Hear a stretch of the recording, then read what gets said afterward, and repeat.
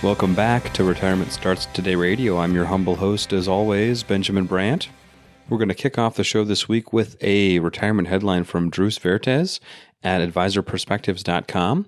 And his very interesting article is entitled Beyond the 4% Rule, Flexible Withdrawal Strategies Using Certainty Equivalent Spending. So pretty technical article, pretty detailed. If you're interested in do-it-yourself investing, if you're interested in kind of outside of the box ways to live off your portfolio savings, you're really going to want to click through to the show notes and read this article, especially if you have some technical expertise with coding and different things like that. We'll get into what I'm talking about in the article here, but some really interesting things and some tools that are developed to use. So the article outlines different perspectives on Bill Bangen's original 4% rule. That's the rule that theorizes that you can invest in 50% stocks and 50% bonds, withdraw 4% of your starting portfolio each year of retirement, and then adjust that number for inflation every year. And in a 30-year retirement, you would have never exhausted your money in any retirement cohort since 1928. So we're going to talk a little bit about what the 4% rule is and how this kind of potentially improves it. So I'm pretty excited to dive into that. After our retirement headlines, we're going to move on to our listener questions sourced directly from our Everyday Saturday newsletter. And we're going to investigate a question from Joe about what to do if you've got multiple 401ks. So let's dive right into our retirement headlines. In the retirement planning community, investors are informed by two separate yet equally important groups: the media, who write articles, and the academics, who produce data. These are their stories. So here on Retirement Starts Today, we're always looking for new and interesting takes on anything that involves turning your retirement portfolio into retirement income. So this week's not any different. And our retirement headline comes to us from Drew Vertes at advisorperspectives.com. And he's writing about that original 4% rule. What he asks is, what would happen if we explored options other than the 4% rule, and asks what flexible rule could maximize spending for different areas of risk aversion. So the author used programming language Python, which is something I know absolutely nothing about. I've talked to several of our listeners that are software engineers and programmers, guarantee that they know a lot about that. So hopefully, this can make sense to even if you don't know about programming languages. But the programming language Python, and use that to maximize certainty equivalent spending, which led him to a generalized set of 3 different rules. So we'll go through these and we're going to talk some of these percentages and how they might potentially be an improvement on the 4% rule. So the first one is infinite risk aversion. So the Bangen 4% rule, a solution that requires a fixed, constant withdrawal level that never experiences any shortfall or reduction in withdrawals. So we are setting out a path, day one of retirement. We're calculating 4% of our initial portfolio, and then we're never, ever looking at the portfolio again. We are just increasing that 4% by inflation every year. And based on back testing, that has always worked over 30-year periods, and that, in essence, is the 4% rule. So they would call that, in this example, infinite risk aversion. So the second bullet point, risk neutral, this is not recommended for most people, according to the article, but it finds the withdrawal amount that historically maximizes spending irrespective of volatility, tolerating reductions in spending or shortfalls in some years as long as they are offset by gains in other years. So I'm describing to you the 2 spectrums. Then, of course, the third bullet point is in between. Different levels of risk aversion lead to different rules that trade off higher mean withdrawals against the risk of lower worst-case withdrawals. So really the 2 pieces that I think are the most important for our listening audience are these next 2 examples. One is called the safer rule, and 2 is called the riskier rule. So example number 1, a safer rule. With this safer rule, allocate 75.20, this is very specific, 75.20% to stocks, and each year withdraw 3.54% of your starting portfolio. All right, so we're setting this base, about 3.5% of your starting portfolio, plus 1.6% of your current portfolio. So starting spending is 4.6%. Average spending over a 30-year retirement is 5.29% of your starting portfolio, and worst case spending is 3.58% of your starting portfolio. So to kind of break that down again, because it's difficult to describe percentages in an audio format, we're not starting at 4% like the 4% rule. We're starting at something closer to 3.5%. Right, so a smaller amount, but we're supplementing that. We're adding on to your current portfolio. So with the 4% rule, we're starting at 4 and we're increasing it over time and ignoring the portfolio after that first day. This is saying, let's start a little bit less, 3.54%, and let's revisit that portfolio every year, which of course is going to go up and down in value. We're going to revisit that portfolio and we're going to add to our 3.5, 1% of the current portfolio. So as that portfolio grows, that 1% is growing. It stays at 1%, but the balance is higher. Or if that portfolio goes down, 1% of a smaller amount is a smaller amount. So it's 3.54% starting out, never changes, plus 1.06% of your current portfolio.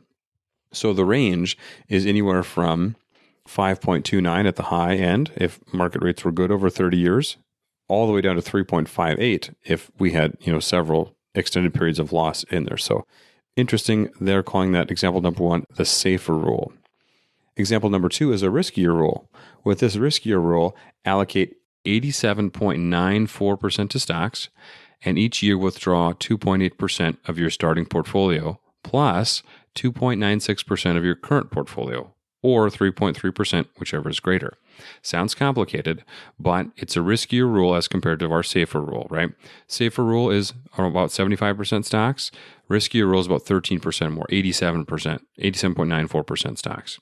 So we're going to be more volatile. So because of that, we're starting with a lower base. With our safer rule, we're starting at 3.5%, roughly our base. This is starting at about 2.5% as a base, right? Because it's more volatile. Because 2.68 wouldn't be enough spending, it's saying add back about 3% of the current portfolio. Again, that current portfolio changes every year, so 2.5% is your base. We're revisiting probably every end of year or beginning of year, revisiting that portfolio and then adding that in. So as your portfolio goes up, that 3% goes up. 3% stays the same, but that portfolio value goes up, so that what 3% becomes goes up, or the reverse, when it goes down, we're reducing spending over time. So the analysis says that starting spending is 5.64%, average spending over a 30-year period is 6.87%, and worst case spending is 2.87% of your starting portfolio. Now, I think this would be a good time to just remind the audience, what I'm doing here is I'm reviewing and commenting on someone else's retirement research. Please don't take this as this specific commentary as me recommending these allocations to you. I do not know you. Unless you work with me on a one-on-one basis, I don't know what's appropriate for you. So please do your own due diligence for the portfolio construction that's going to be appropriate for you and your own unique needs. Depending on the person, like this with this riskier rule example, 87.94% allocation to stocks to make this math work of this, base plus examination of a withdrawal rate. 87.94% for the wrong person is a terrible allocation. If you are skittish about a volatile portfolio, if you've, been scared out of the market before, having an almost 90% allocation to stocks in retirement would be wildly inappropriate. So you've really got to know due diligence for yourself. You know yourself, know how you've reacted during the coronavirus downturn. If not, hire a financial advisor. Even people that are well equipped to take risks still hire financial advisors. So, advisor exists to build the portfolio for you, but also hold you accountable and keep you in the market when that's appropriate. So please, this isn't just to cover my behind. It would be wildly inappropriate for you just to pick 87.94% just because I mentioned it in an article that we're reviewing. So please do your own due diligence. The next section of the article is constant relative risk aversion. They're calling that CRRA, constant relative risk aversion. And so the metric maximized here was certainty equivalent spending under constant relative risk aversion. CRRA indicates a preference for certain or constant cash stream to a variable or risky one, i.e. drawdown from distribution. At this point in the article, the author used a coin toss analogy to illustrate the point that if you're risk neutral, you bet more. If you're highly risk averse, you would bet less or refuse to bet. So in order to maximize certainty equivalent spending at a level of risk aversion, the author converted dollar income streams to corresponding CRRA utility using gamma. Again, this is pretty technical. Maybe I'll skip through this. If you are highly detail-oriented, please click on through the show notes and read this for yourself, especially if you are familiar with programming language and you want to use some of these tools for yourself. I would really encourage you to check that out. So again, some of this is kind of complicated, but what it really all boils down to is using some of these rules, a retiree could have achieved a higher than better expected withdrawal rate than 4%. And we've covered that on the show, right? The 4% rule is based on backwards looking worst case scenarios. Now, there were certainly some time periods where 5%, 6%, 8%, 10% initial withdrawal rate adjusted for inflation would have worked. The reason that the 4% rule is so popular is because it is, in essence, a worst case scenario. They're looking backwards at 30-year periods and saying, what was the highest withdrawal rate that would not have ran out of money? So it's a worst case scenario sort of built in.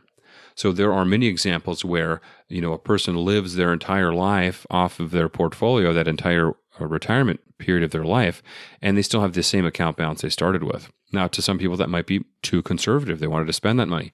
There are documented examples where people 4x their original investment over that period using the 4% rule. Well, because that would have been a period where a 6 or an 8% withdrawal rate would have worked.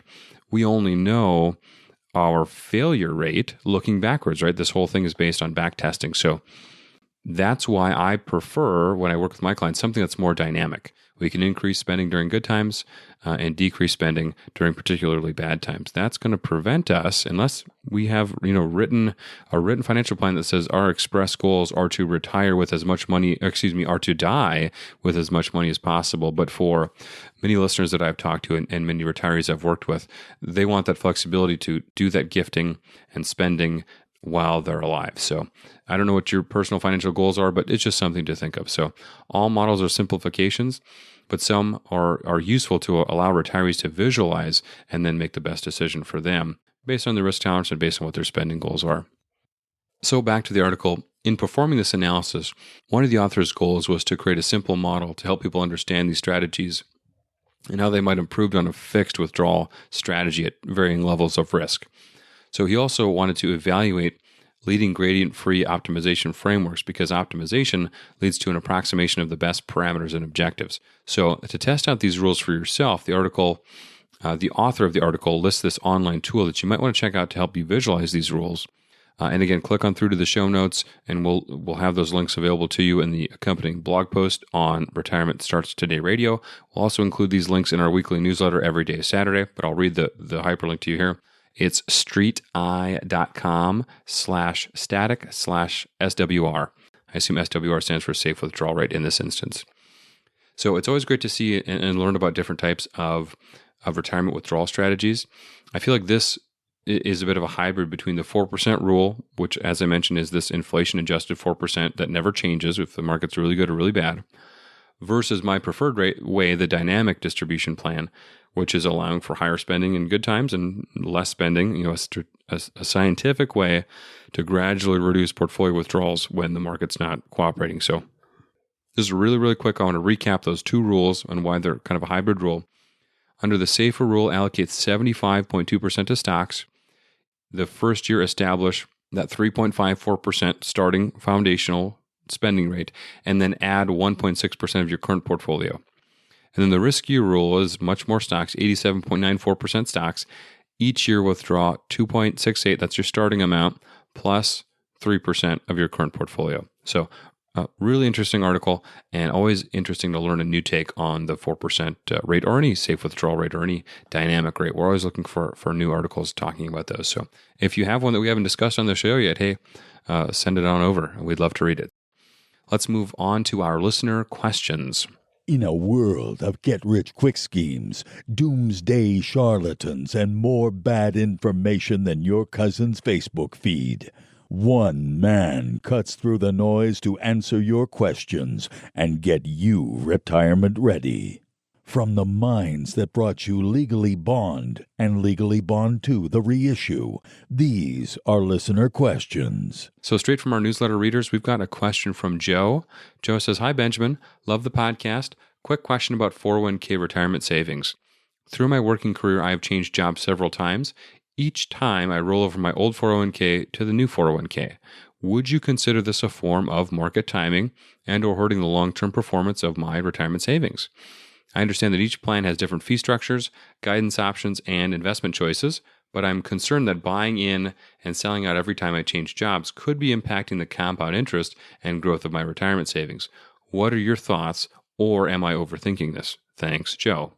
Thank you for the question, Joe. That is definitely not market timing. As long as you're keeping those funds invested, you're not market timing. Now, depending on how these rollovers happen, you could be out of the market for a small period of time, but generally speaking, you're going from job A to job B. Job A uses Vanguard, job B uses Fidelity.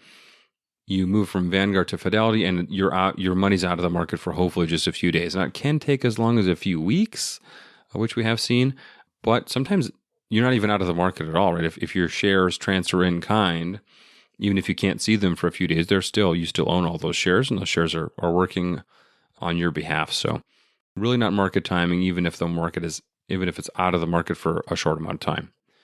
In my view, I don't think you want to leave funds behind at your old employer. Those funds could become moldy money. We have seen it in the past where someone has not kept up with their funds for a decade or two, and there's been some fund changes or some kind of change where those monies got out of the market in some way. And, when the client approaches me for my services, we review these, and it says, we've been out of the market for 10 years. We've missed out on a lot of growth. So a lot of people don't have time to keep up with just the funds and the options in their one employer-sponsored plan. Forget 2 or 3 or 4 or how many jobs people have had in the past and all those associated 401ks. So if you bring the old 401k, roll it into the new 401k, I think it's just easier to keep track of. Now, something to look out for, if you've got a mixture of before and after tax in your 401k, keep those separated when you bring them over to the new 401k. And this happens, but if your new 401k doesn't allow outside money, I see this more common with like Roth 401k type investments. If that new 401k just doesn't allow you to roll it in, then just open up an IRA at any big custodian, and you'll be able to keep the funds invested that way. So there are probably some outliers and some individual unique reasons to leave funds behind.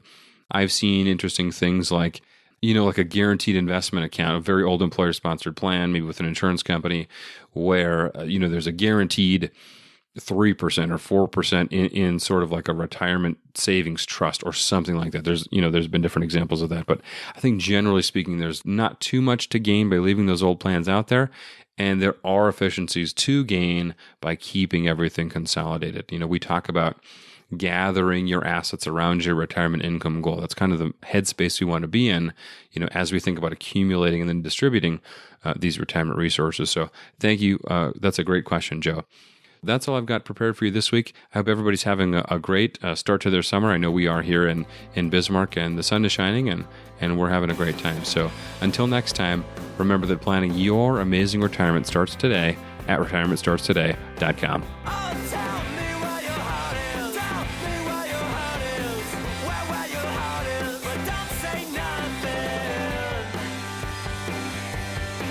You should consult a financial advisor familiar with the specific circumstances of your unique financial situation before making any financial decisions. Nothing in this broadcast constitutes a solicitation for the sale or purchase of any securities. Any mentioned rates of return are historical or hypothetical in nature and are not a guarantee of future returns. Benjamin Brandt, CFP, is an investment advisor representative of Capital City Wealth Management, a North Dakota registered investment advisor.